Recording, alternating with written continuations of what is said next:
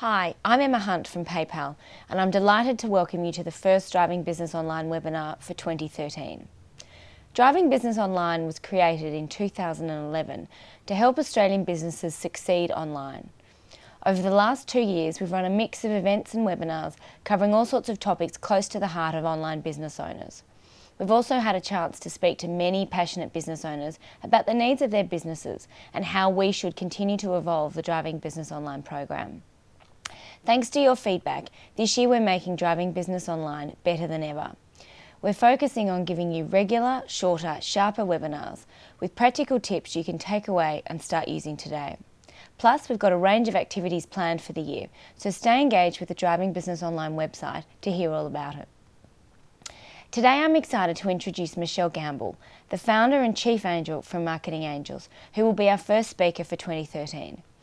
Michelle has extensive experience in marketing, having worked for a range of financial organisations and telecommunications companies. In 2001, she launched Marketing Angels, a marketing agency designed to help small and medium-sized businesses effectively market themselves. Today, Marketing Angels has offices in Melbourne, Sydney, Perth and Brisbane, and provides crucial support to small and medium businesses across Australia. Michelle will be sharing with us the benefits of email marketing to help grow sales. Welcome, Michelle. Now, before we start, I must say I've had a sneak peek at Michelle's presentation, and she's going to cover a lot of really useful information. Don't worry if you miss something. We'll be sending you an email with a copy of the presentation shortly so you can watch it again. Additionally, the webinar will be available on the Driving Business Online website later today, so you can find it again in the future. Michelle, email marketing has to be one of the best low-cost ways for an online business to market themselves. After all, it's online too. Yet we've had so many questions from businesses as we've toured with Driving Business Online, asking for help and support. What do you recommend? So today we'll be looking at why email is effective and how people use it. We'll also be looking at how you might grow your email list, and then moving on to making sure that your email gets opened and read. And then making sure that, through effective content design, that people take action when they're looking at your emails. We'll also inspire you with a couple of examples of email excellence, and then give you some more general tips for overall success, look at what you should be measuring, and finally looking at some tools that are easily available to help you create your own really effective email marketing campaigns. So a lot of people, look at email marketing these days and sort of say, well, is it still relevant when there's so many new online marketing methods? And I believe resoundingly yes. And the reason being is that it's a really cost-effective medium, but you're talking to an audience as well who are already engaged, they know your brand, and they've already got some relationship with you. It's very measurable, it's very direct, so it gets straight to the person that you're looking to speak with. It's also incredibly flexible. You can easily adapt and change email marketing campaigns to make sure you can, make them as effective as possible. And at its very least, it's a really good brand builder when it's done well. So it's just a constant reminder of your brand. It keeps you top of mind to potential customers, which not only drives sales but also drives word of mouth. So, and if we look at sort of some of the habits of consumers, a recent US study has really shown that 70% of consumers still prefer email for permission-based marketing messages. So it's still very relevant, and a lot of people are buying as a result of receiving a targeted email. So definitely still a really relevant marketing medium. To make email marketing effective, obviously it's important to have a database of customers and to be constantly growing that database and adding to it to grow your business. So I'll be looking at tips for getting more subscribers. So the first one, and it may seem really obvious, but is to invite your current customers, and you'd be surprised how often people don't necessarily do this. So send a communication to your current customers, let them know that you are running a newsletter, or you're going going to send out emails regularly about offers and things, and invite them to subscribe. It's also important to then pepper that invitation to subscribe through all of your other sort of day-to-day communications. So making sure it's on your standard email footer that you're sending to people, and also making sure it's included in any transactional emails. Now, a transactional email is an email that people are expecting as a result of having completed some sort of transaction with you. So it could be thank you for downloading something. It could be information on something that they purchased and when they can expect you to deliver it, anything like that. And the reason why these emails are important is because they have a 30% higher open rate than standard emails. So they can really help with building your list. You might also want to consider running a Google AdWords campaign specifically designed around getting subscribers to your list. So most Google AdWords campaigns are based on selling directly off the website, but actually having a campaign that perhaps has a free offer for subscribers means that you're building up a list of people you can constantly market to versus just looking for that one-off transaction. Also, if you're doing any research or surveys, making sure that you include an opt-in message there for people to subscribe to your list. So your website is really critical in building your list, and there's a great example here of a website that I subscribe to called Hard to Find. It's an interiors online shopping website, but I love how here they've really included a very clear link to subscribe on there as part of their main navigation. So it doesn't matter where you are on the site, you will constantly be reminded of this opportunity to subscribe. And they've also added a little incentive there, as you can see. Now, these incentives really help sweeten the deal for people and really do help boost your subscribers. So in this case, they've offered a free downloadable e-magazine. So it would have cost some money to produce, but obviously, it's a very cost-effective tool in terms of it being delivered online and a very cost-effective incentive for people.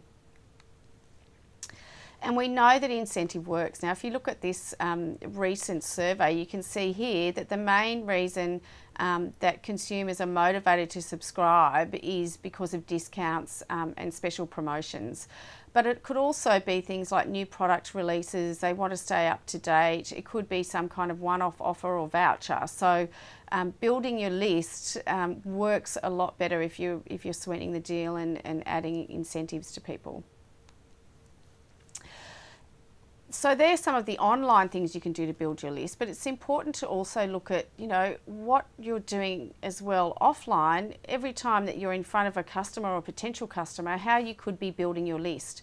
So this is an example here of a simple form that we've created that we give out at any events that we attend or sponsor or speak at, offering people a free 1-hour marketing appraisal, but also just giving them the opportunity to opt into our email list. So you could do things like, if you've got a shop front, make sure that you're asking people at that point, even if people are phoning in with an inquiry, as part of your standard response to people would be asking if they'd like to subscribe to your list. And also making sure that when you're out and about at networking events and things like that, those business cards that you get, every time you get a business card, you ask people if they're keen to stay on top of what you're doing, and whether they'd be interested in getting your emails. So just really keeping that top of mind and making sure every touch point you're gathering those details into your list. Social media is also a great way of building your list. So I think for any online business, it's really important that they are participating in social media in one way or another. So that's really about reaching out, creating new connections and relationships, adding value by regularly posting information to those people, and then over time inviting them to become closer to your brand and perhaps get more useful information by subscribing to your email campaigns. So just making sure you're doing interesting things online, but then regularly inviting people to subscribe to your campaign, and perhaps even teasing them, saying, our next email has a super great offer, you have to subscribe to get it, those sorts of things. So once you've got your list built and a really good system for constantly growing that list, the next thing is to really look at how you're going to make sure that when that email lands in people's inbox, that they open it and of course read it. So the three main things that get your email read, one is the from line, and it's really important that people recognise who the email is from. So making sure that, you know, it might be you if you've got a strong personal brand and identity. It could be your company name, or it could even be a staff member's name. So it's a good idea to perhaps test different identities to see which ones get the highest open rates. Also making sure that the subject line is short, direct to the point, and perhaps even personalising it. So for instance, I often get things like, Michelle, check out our new special on lemons this week, or something like that. And then of course the template design is really important. So how the template's laid out, the look and feel, those sorts of things. So just an example here of, you know, a simple email, but with a good template design. Now, the first 2 inches of your message really are the most important, and the reason for that is a lot of people use email clients that have a preview pane switched on, which means basically in their inbox they see the first couple of inches of your email, and that will be what will incentivize them to open it. So it's things like the header and the footer, some of the HTML text and design. So you see for this one here in particular, it's really clear up front what it's about, what's happening, when it's happening. There's even a photo of the person in case you don't necessarily recognise the text. Really clear what the offer is, and then a really strong call to action, all in those top 2 inches, and they're using text as well as visuals to communicate that. But, you know, the scary thing is you can get everything you think right, and then still 30% of permission-based emails, so where people have actually opted in to receive your email, don't actually even reach the inbox. So there's a number of things that you've got to do to make sure that it doesn't end up in someone's trash or spam folder and they're not even aware that you've sent an email. So one of the key things you can do is use compliant email marketing platforms. So by that I mean platforms say like MailChimp or Constant Contact or some of those. Now there's a lot of great really cost-effective platforms out there, and a lot of the internet service providers or ISP already recognise that these are compliant, and if emails are sent from that platform they won't block them or think that they're spam. The other thing is to make sure that you avoid really overly sales promotional language. So you might want to test your email a few times just to make sure it doesn't get in the spam folder, but just avoid some of that really overly salesy language, because spam filters will pick that up. You can also ask your customers to add your address into their contacts list, and this can really help with making sure that things don't get into the contact list. Also, just keeping your subject lines really short, making sure there's not a lot of errors and things like that. So, you know, spend plenty of time proofing rather than writing. Which leads us really into the next stage of the webinar, which is really looking at you know, once you've looked at the overall template and design, what you can do from a content point of view to really increase the effectiveness of your emails. So making sure that people do what you want them to do. So one thing is to really make the email quite personal. So giving a short personal note as part of your introduction to really capture attention. So sort of start a nice conversation with people, and this is particularly important in newsletters and things like that. The next thing is making sure that you include at least 2 really strong calls to action. So here you can see that there's one right up front, there's another one down the bottom. You don't have to scroll down to see those 2 calls to action, and they're using language that's really interesting. It's not, you know, click here, which we see often. It's activate now, so get straight on and activate this offer. So, you know, using language like that that's very action oriented also helps. The next thing is to make sure that you are using the text that you're putting into your email as a way to drive response. So really peppering your content with a lot of links and bold text to really encourage those click-throughs. So don't be afraid to keep linking and, you know, all through your email, because they're bits that pop out to people and they often click on those and take action throughout the email. It's also important to be really clear what you want people to do when you're sending an email. So do you want to build a strong relationship with people in your email list and to be seen as really useful and build trust through providing interesting content? Or do you want them to really understand you've got a great offer here and you're going to, you want them to click through and buy. So make sure that you're clear on what you want, and then make sure your emails are focused on that. So for instance, you can see here, this is a promotional campaign or promotional message. They're not telling you what else is going on in their business. They're not telling you about new product releases. They're not saying meet a staff member. They're not telling you about an event that's coming up. They're simply saying we've got a great deal, click here and buy now. So keep promotional messages really single message. Then if you are doing newsletters, make sure that they're rich with value-added content versus promotional messages. So the content should all be about something that's value-added or interesting to the reader, and then promotional messages should be clearly separate to that. So you might have ads in your email, or in this example of Lonely Planet, I really love here how they've prefaced some of their content with articles. So they say article and what it is, article what it is. If it's an offer, it says sale or something like that. So it doesn't confuse the reader and disenfranchise them when they think perhaps something is an article, but then they click through to it and they see they're being sold to. So just some examples now of, I guess, some inspirational email marketing campaigns that have been really effective. There's simple ones and there's more complex ones.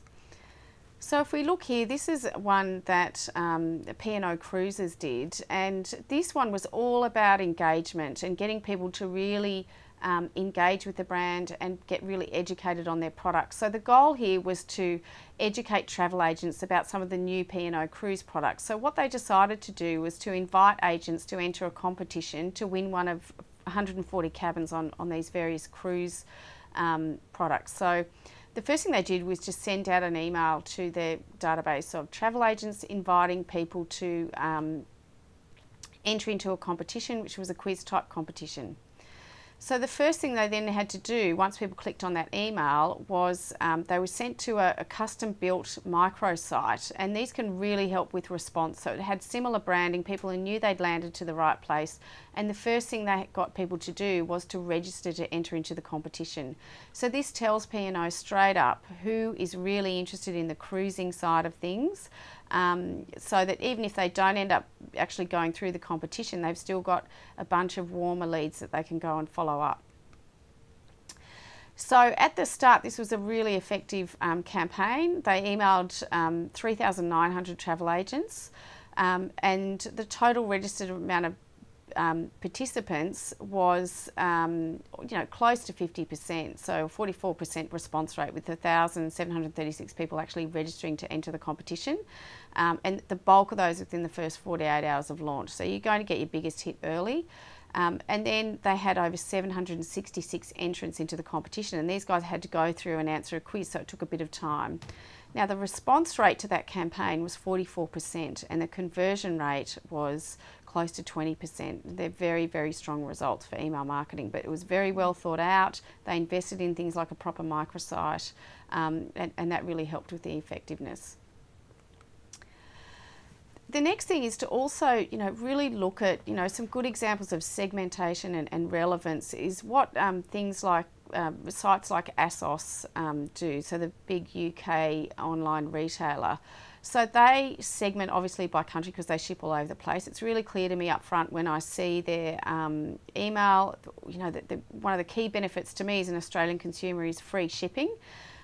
They've also segmented by content that's recently viewed. So I went and bought things in their sale, and now they're marketing to me, letting me know when there's new items released in their sale, having known that I've already shopped that sale, so that I might go back and buy some more as a satisfied customer. So really segmenting their database and sending highly relevant content is going to increase the likelihood of purchase.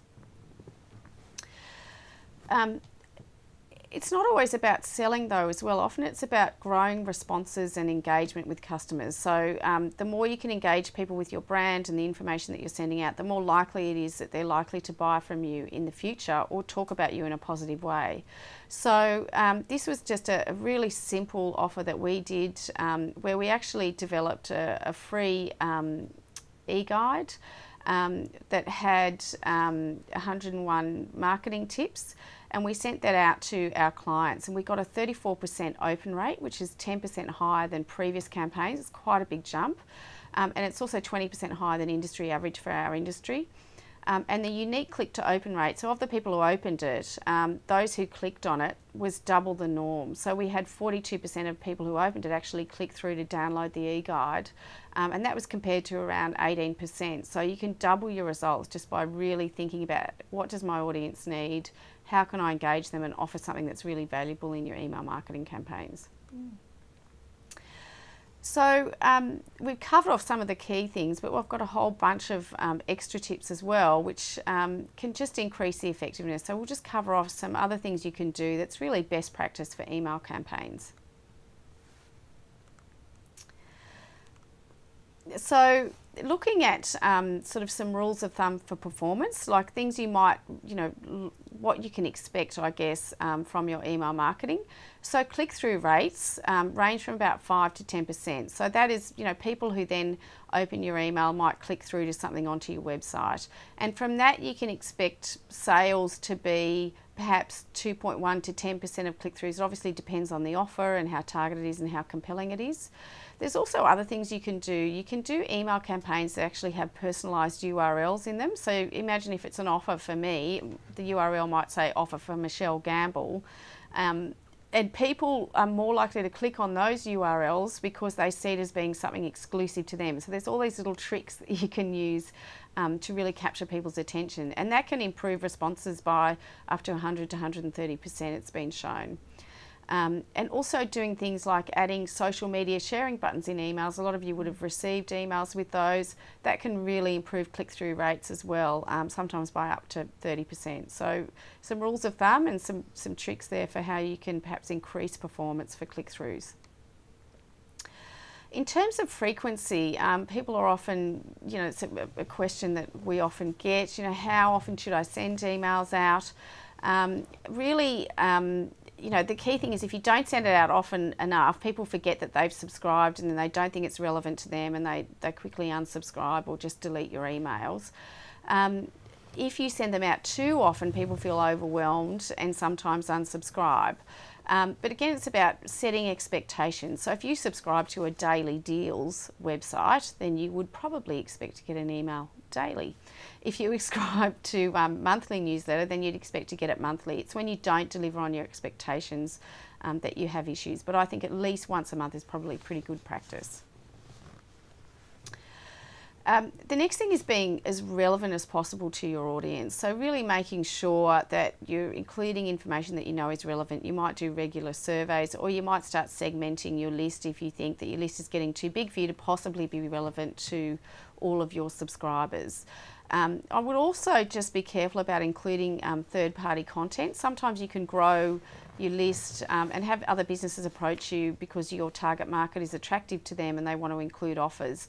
You've really got to be careful and make sure that's really relevant to people. Otherwise, your audience can feel a bit like they're being shopped around. So just be careful about third-party content and always, deliver on your promises. So if you're saying to people, subscribe for promotions, subscribe for special offers, and you never send them out, then you're going to disenfranchise your subscribers. Just looking at some rules of thumb around response rates as well, just to make sure you do get decent response. It's include your company name and your offer in your subject line as much as possible and make sure that offer is compelling. Again, include at least 2 calls to action. Don't be afraid to put in even more. And perhaps even, look at designing customised landing pages. They can really help with driving response as well. In terms of copywriting, personalise as much as possible. Use the person's name. Perhaps, if they have bought something recently or something like that, make it really relevant to them personally. Shorter copy often works better. So just making sure your copy is really succinct. So it's often a good idea to just give a taster of some sort of story in your email and then drive people to the website for the full story where they can respond.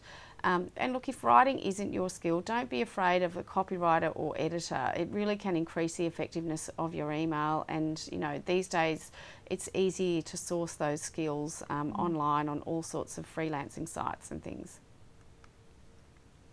In terms of timing, people often wonder, well, when should I send my emails out?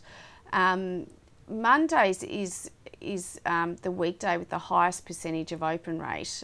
So that's something good to know. Fridays is the lowest, but funnily enough, it's the day most emails are sent. So I think it's often the case of just trying to get it ticked off your to-do list before the weekend, but it's not necessarily when it's going to be most effective. You should also expect to get at least half your responses within 8 hours of receipt. So obviously you could easily do a follow-up email which would drive responses, and they've also shown that Sundays, funnily enough, can be a good day to send out emails, and I think that's often because people are checking into their emails and getting organised for the week ahead. So you could even test sending some things out on a Sunday and see how that works. Generally, smaller lists actually have better deliverability, so they're more likely to get into the inbox, and they also have higher open rates. Now, that's not to say you should cap your list size, but what you should probably do once your list grows to a certain size is look at how you can segment that list and then perhaps send more customised content to those particular segments. So think about keeping your list in smaller segments if your list is growing big, and also making sure that you just really having good quality contacts in there and cleaning it often. So in terms of what you should be testing and measuring, and if you're not using email platforms that let you do this, you should probably look at what other tools are available to you to measure success. The following things are really things that you need to be testing in terms of learning more and learning how to increase effectiveness. So looking at lists that work. So you might have a list that's about a promotional list or a newsletter list, looking at which one works and which one you get the highest response from. Segments within lists that work, looking at whether long or short copy works best for you, keeping track of things like the conversion cycle. So if you send something out, do you get a quick conversion? Do you get a better conversion in a shorter period of time if you follow it up or not? Maybe splitting up your list and testing different subject lines, and also different offers to see what works.